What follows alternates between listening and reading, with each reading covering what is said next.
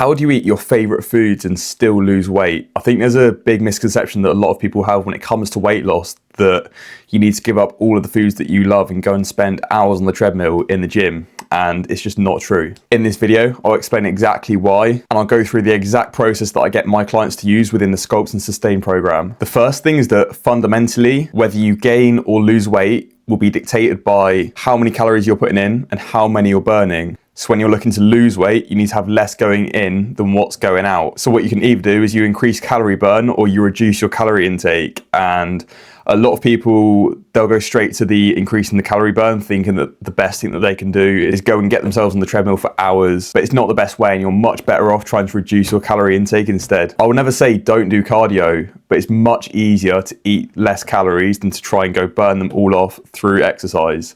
Because the other thing with exercise is that once you've done it, you'll probably know that you get hungrier, so you probably end up eating more anyway after it.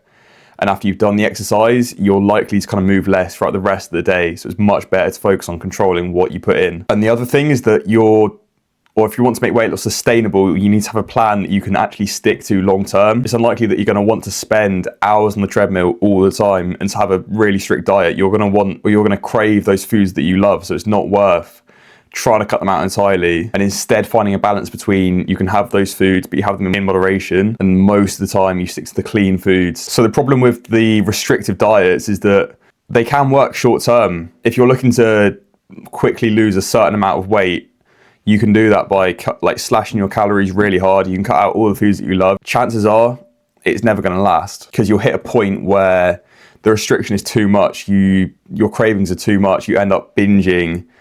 And that's where you'll hear most people that go on diets, they rebound because they just can't sustain it. So a smarter approach is to aim for moderation instead. So what your plan should look like is your diet should be mostly those whole unprocessed foods. If you're planning your meals, you'd put protein as the foundation, then focus on fiber, so vegetables, which are obviously low in calories, but they're going to fill you up quite a lot. Healthy fats will also help to fill you up, but eat those in moderation, which then gives you room for those little treats that you enjoy as well. And that little chocolate is what helps make the plan feel enjoyable, because what I'll always say to clients is that if your diet feels like a diet, you're not going to stick to it. So let's say that you've worked out that your daily calorie target to lose weight is 1,800 calories. What you can do is subtract from that 200 to 300 calories, allowing for the foods that you enjoy. So if it's 1,800 calories, you take away the 200 to 300 calories for the foods that you enjoy, and then work out what you've got left for everything else. So that would then be 1,500 or 1,600 calories. And you can put whatever you want into those extra calories. If you have that budget for those foods that you enjoy, then you can go with whatever you want. And chances are it's going to be a plan that you enjoy more. You feel less deprived because you're filling up with those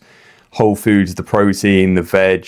Then you've also got room for those treats that you enjoy, so you don't feel like you're restricting yourself. So generally what I would say is use the 80-20 rule. So 80% of your diet is those clean, healthy foods, and then 20% is what you enjoy. Choose what the things are. Like I said in a video recently, choose what you refuse to give up, what the foods that you love are.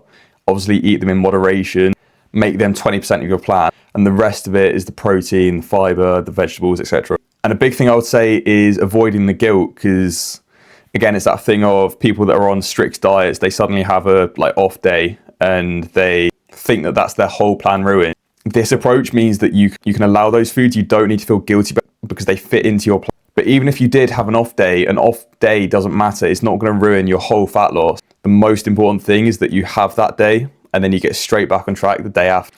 So you don't need to give up chocolate to lose weight. Just learn how to fit them in. And if you want to learn more about how you can fit a plan like this into your lifestyle, feel free to go check out my Instagram, my Facebook, any of my other socials. Go drop me a message if you want to learn more about working together.